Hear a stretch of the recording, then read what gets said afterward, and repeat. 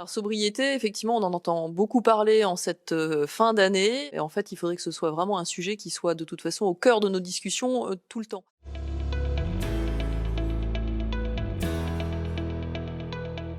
La sobriété, en fait, c'est vraiment, un des leviers principaux et je dirais même le levier principal pour accéder à la neutralité carbone. C'est finalement l'énergie qu'on ne consomme pas, du coup, c'est nous permettre une meilleure souveraineté énergétique et ça se traduit en fait de différentes, façons, au travers de notre alimentation, de la mobilité, de la façon d'habiter. Par exemple, dans l'alimentation, ça se traduit principalement par manger moins de viande.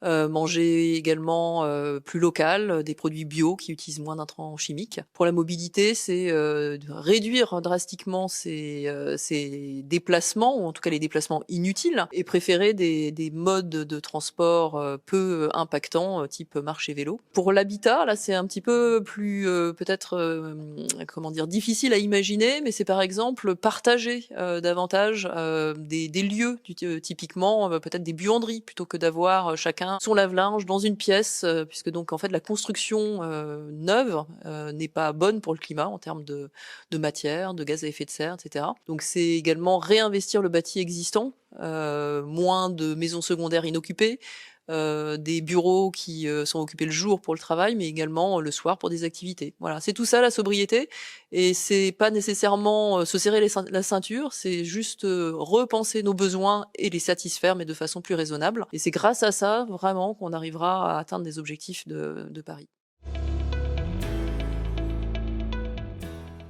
Alors les raisons d'y croire, je pense que, déjà là, on a une opportunité, historique et malheureusement, bon, avec des conséquences, enfin dramatiques, hein. C'est le conflit, entre Ukraine et Russie, mais donc on a cette opportunité de tester quelque part la sobriété et ça, il faut vraiment qu'on en comprenne toutes les dimensions et tous les bénéfices.